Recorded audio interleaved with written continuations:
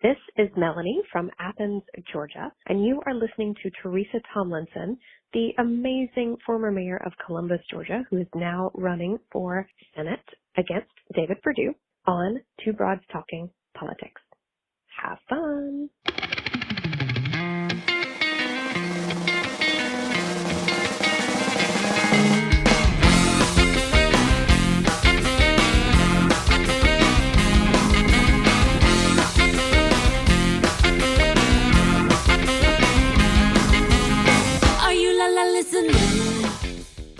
Hey everyone, this is Kelly with Two Broads Talking Politics.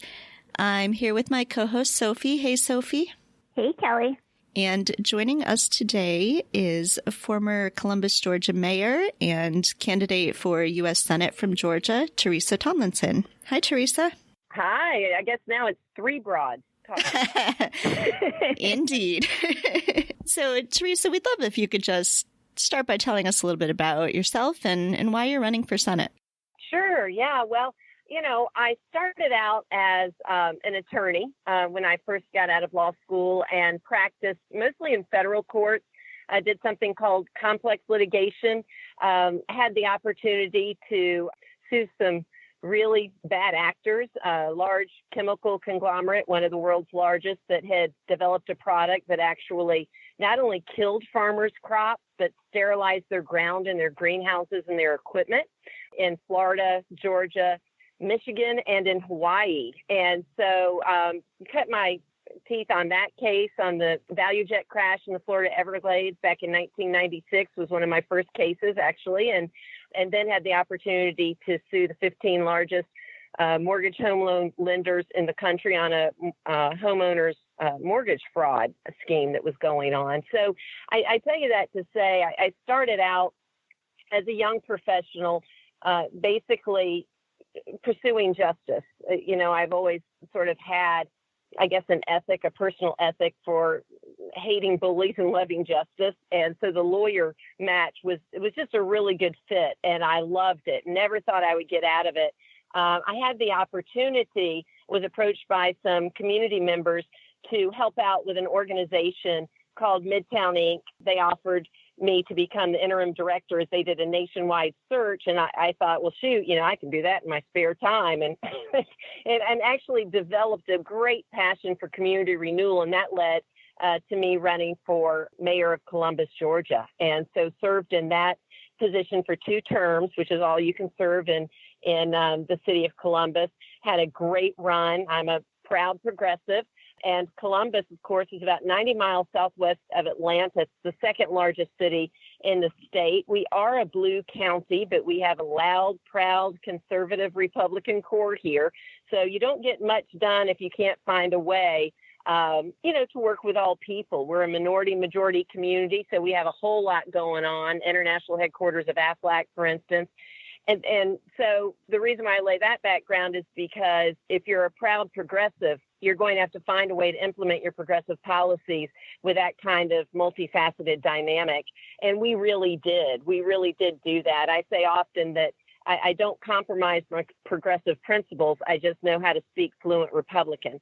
And I think that is a knack that is quite beneficial to the state of Georgia, because I will tell you, Georgia's never been as red as people believed it to be. It's just, in many instances, the Democratic Party ceded non-metro Atlanta, Georgia to the Republican Party.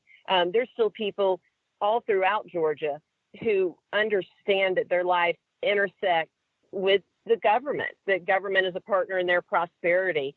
And so I just think we sit on the cusp of a new era in Georgia, frankly, where not only the demographic trends are helping us with younger people and people moving from other states, with, of course, increased diversity in the state, helping, the millennials are lean more Democratic. So inevitably in 2024, we were probably going to, quote, flip anyway.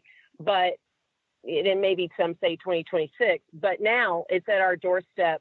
We've seen this tremendous evolution in Georgia politics in 2018 as Stacey Abrams ran and came so very close to being a Democratic governor for the state of Georgia.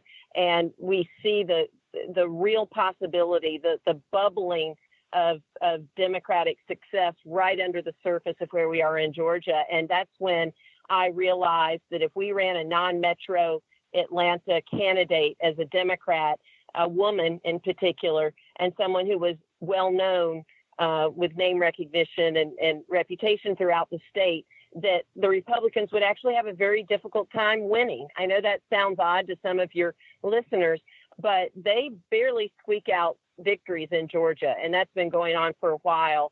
And if we run a non-metro Atlanta candidate, as I said, somebody who can skim their margins in the areas where they run strong and carry those blue counties, they're in real trouble. And that's what's exciting about this 2020 Senate race against David Perdue. What is the energy like in the progressive circles in Georgia right now? I know everybody was so excited about Stacey Abrams' candidacy, and she came so close. And so are people still sort of pumped for 2020? Are they disappointed? What's the energy like? It is off the charts. I have to tell you, I've been involved in Georgia Democratic politics for 30 years. I mean, since I was a very, a young person, a young adult, and I've never seen anything like what we're experiencing now, even back when Democrats in Georgia held both legislative chambers and the governor's mansion. We never had this type of engagement. Something happened after 2016, and I know that's the genesis of your podcast, and I cannot tell you how many podcasts and women's groups in particular that have the opportunity to visit, and that same dynamic happened to them. Well, it happened here in Georgia. And so we have these amazing groups like No Safe Seat, 159, Women Rise, Pave It Blue, predominantly women organizations. They have just had this explosion of energy and of course, Indivisible, which you all are familiar with and is a national organization.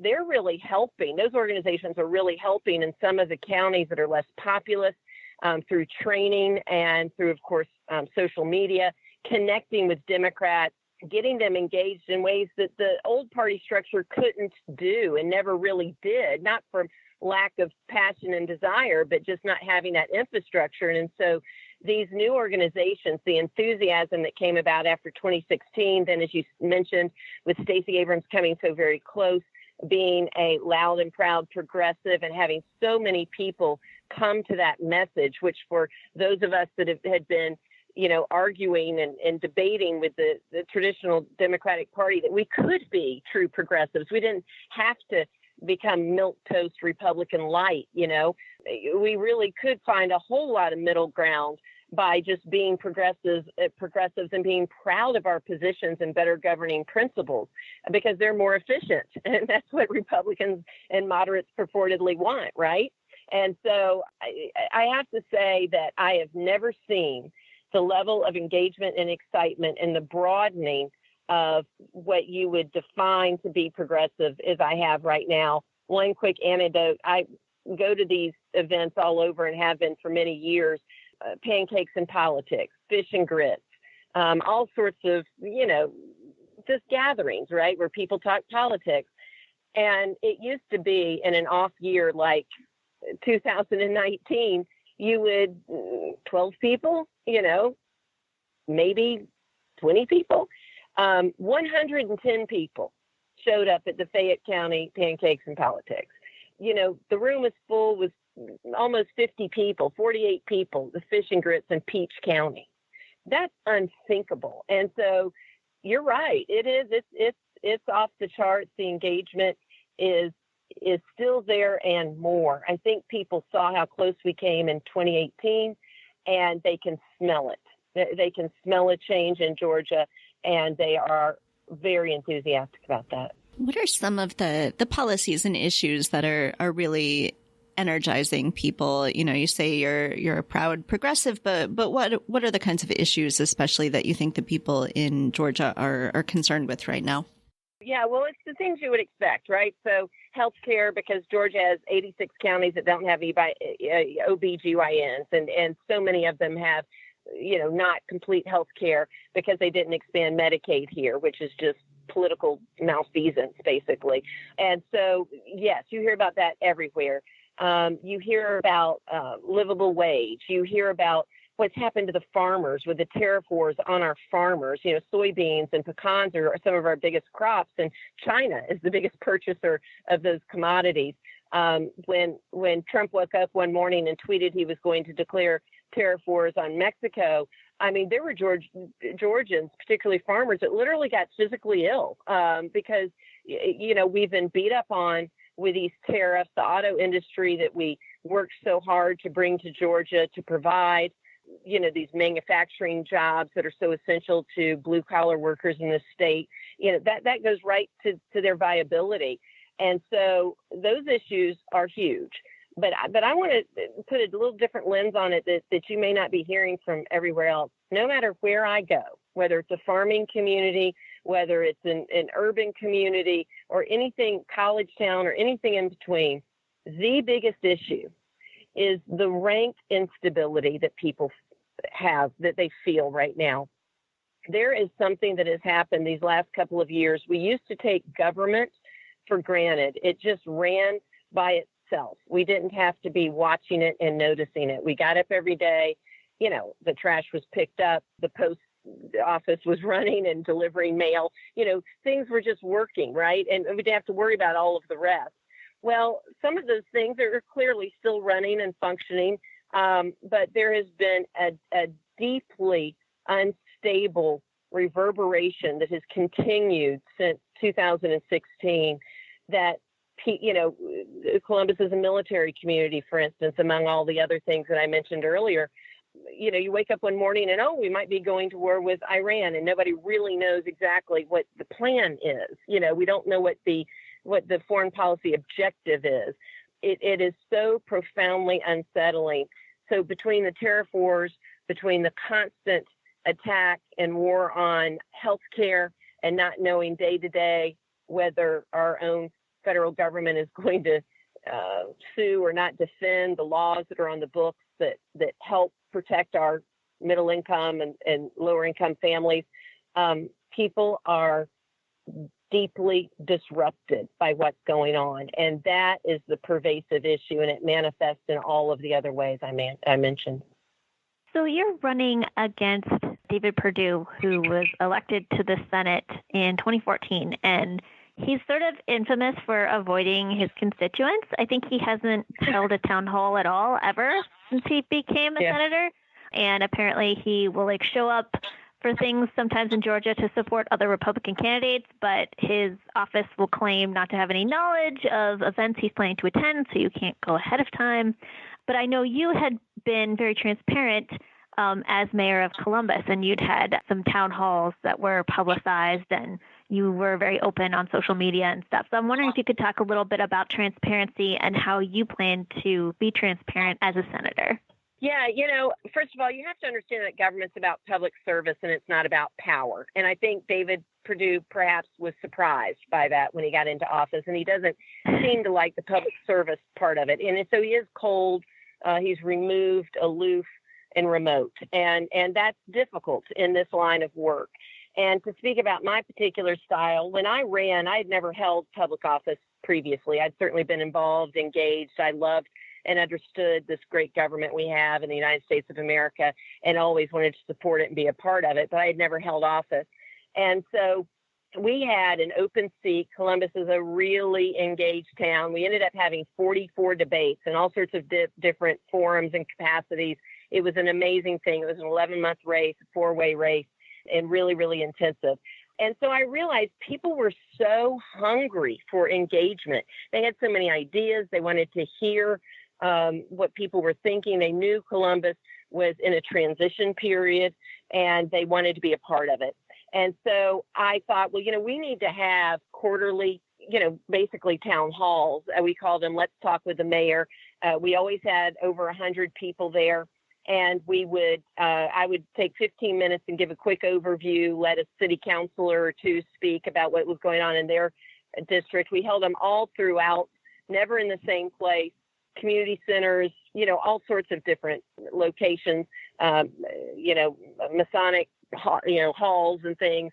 And so what happened was everybody would come out, we would give them a brief update, and then we'd just have open mic for 75 minutes, just you could ask the mayor anything. And sometimes it was personal, but 99% of the time it was about, what was going on in the city. And we made sure we had the right resources available to respond to questions from the Chamber of Commerce to department heads to public safety. And people loved it. So we ended up having 30 in my 8-year tenure. And that was in addition to neighborhood association meetings and all sorts of other town halls.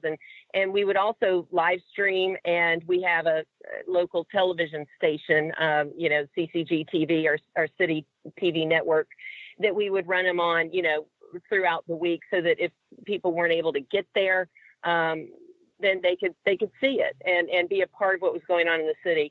So people are hungry for information. One of the reasons I think that people have lost confidence heretofore, which has led us to this moment that we're in now with all this instability, they lost confidence in the government. We started to believe this mantra, this 30-year mantra that Republicans have been handing us, that government's the problem. Well, government's us, right? And government is the tool. It's the solution to our challenges, to our community challenges. And we live by the consent of the governed. And we can't live by the consent of the governed if the governed don't know what's going on. And so I think it is utterly essential. It's a part of my personal public service ethos that I am a conduit of information for the people I serve. And so that is where I have and will continue to put a whole lot of my energy, is making sure that people fully understand what's going on and how government is working, so that these decisions that are being made on their behalf, that they witness at 30,000 feet, they can more deeply understand. It seems like Democrats have had some trouble recruiting Senate candidates in other places, and one of the things that people speculate is that people don't want to go into the Senate. They don't want to have to, try to work in what's a fairly toxic environment right now. Do you think that that Democrats and Republicans are going to be able to find ways to work together, that the Senate will start working as it's intended to work again? They have made it about as unappealing as they possibly could, hadn't they? You turn on the television and you watch what's going on in the Senate, and it looks more like the World Wrestling Federation than the United States of America. I think that they've become addicted to the fight. They see a challenge come over the wall, and they think, how can I use this to stoke my base? And how can I use this to demean my opponent? And not, hey, how can we solve this, right? And so they've completely stopped working for the people, which sounds like a political platitude, I understand, but it's a truism. It's where they simply are. And so one of the reasons I'm going is, when I rattled off my background before about, being a lawyer and being a mayor and all of that, and being in community renewal that was in a pretty desperate situation, we were able to turn things around. I did develop a niche in life these many years through these three various, professional endeavors. And that niche is that I became the person who could solve the seemingly unsolvable, that I became the lawyer, the mayor that could pull victory from the jaws of defeat.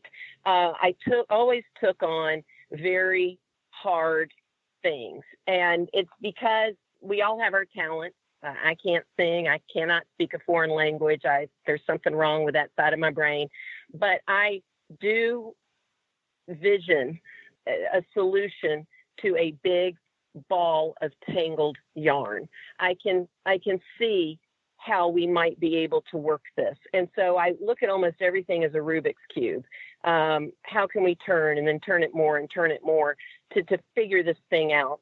And I say, when I'm talking with students and young people all the time, how do you eat an elephant? Well, one bite at a time.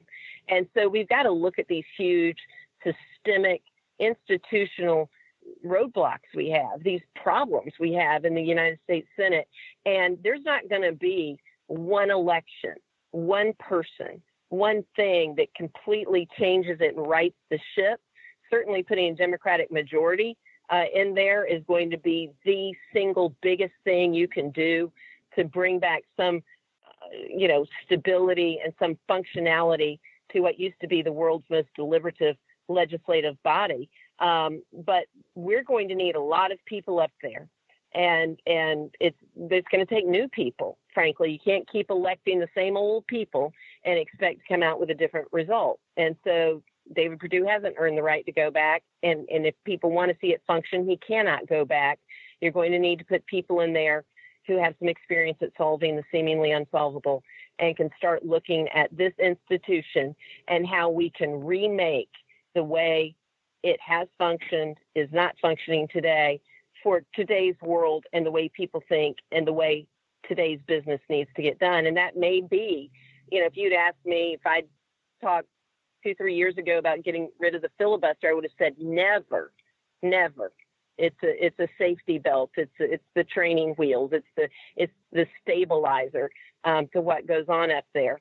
But you're going to have to begin to completely rethink that institution because the dysfunction is pervasive. And that's what I'm good at. Send me. I'm not good if you need a translator in Korean or anything else, but I, by God, can resolve dysfunction. Teresa, is there anything else that you wanted to make sure that we talk about today? Well, yeah, I want to say, I noticed in your notes you were talking a little bit about reproductive rights and Yes. women. And I think everybody, and I'm sure your listeners are aware, that Georgia is one of the many states that have fallen to this, frankly, grand scheme of the conservative Republicans to put women's reproductive health in the balance here. And they're doing it. People should not be confused about what's going on here. This is exactly what happened in 2004 when George W. Bush was in trouble and he had an unpopular war. His approval ratings were very, very low, and it looked like it was likely he would not be reelected. And so there was a Republican strategy to put anti-gay marriage amendments on the ballot, to juice the conservative turnout, to pit us against one another. And so you had states like Georgia, where we have a huge LGBT community. And you saw us come out in 2004 and vote 76% against our gay brothers and sisters. And that was because we were, quote unquote, saving our own marriages, right? That's what everybody was doing. They were rushing to the polls because, by God, if gay people got married, that was somehow going to fundamentally affect heterosexuals' marriages. It's something I still to this day don't understand. But it wasn't even about that. It was just a voter turnout scheme. And so don't be mistaken as to what's going on with this women's reproductive health. This is a highly emotionalized and extremist effort to juice the conservative base, to make them come out, to save Donald Trump and David Perdue and other conservatives who know that their days are numbered. And in the meantime, if they can hijack the bodily autonomy, the basic human right of women to have the equality and the freedom that is guaranteed them by the United States Constitution, then that's just a victim to their get out the vote effort. And we need to see it for the cynical political grab that it is. And we need to respond that these people don't deserve to be in public service. They don't deserve the power we have given them. They have abused it, and we must replace them. If our listeners would like to help out your campaign, how can they do that? Yeah, well, you can go to teresatomlinson.com. We have all sorts of ways. Of course, you always hear people say, donate. And I would say invest because if you're in Georgia, first of all, you're going to finally be getting a representative that understands how to govern and govern well. And so you're going to be investing in good government. That's also true for those who live in the 50 states of the United States of America, because every senator affects the life of all the citizens of the United States. But the roadmap to a Democratic majority leads straight through Georgia. And we are one of the states that must flip in order for Democrats to take the majority. And we are well poised to do so. So yes, if you go to teresatomlinson.com and contribute, you will be investing in better government regardless of where you live. But you also can help us by spreading the word on social media, on Twitter at Teresa Tomlinson, and every other platform. We have a presence there. Help support us and spread the word of this very important election, and let's send David Perdue packing. And I would recommend that people go on Facebook and leave nice comments to counteract the trolls that have found your page. Yes. Well, I actually have two pages. One is a personal page. It's maxed out at, it's never been quote unquote personal, but it's maxed out at 5,000. And yes, long ago, it's interesting you say that. They actually discovered me long ago when I was not even thinking of running for statewide office. I was minding my own business and trying to be the best mayor I could. And that is frankly how I knew, having been in politics for so long, that they thought I had statewide political chops, is because the trolls began to besiege that public page, and it has never stopped. And so I always think, judge people by their enemies, right? And so I am proud that the trolls think I'm that much of a threat to David Perdue and to the Republican establishment. Well, we will put links to your website and your social media up on our website so people can find that. Yeah, stick it to them. Teresa, thank you so much for taking the time to talk to us today. We are super excited about the possibility of flipping the Senate, and we totally agree. Georgia is necessary in doing that. Thank you so much for your interest, and let's stay in touch. All right. Thank you. Bye-bye. Thanks for listening to Two Broads Talking Politics. Our theme song is called Are You Listening? Off of the album Elephant Shaped Trees by the band Immunuri, and we're using it with permission of the band. Our logo and other original artwork is by Matthew Weflin and was created for use by this podcast.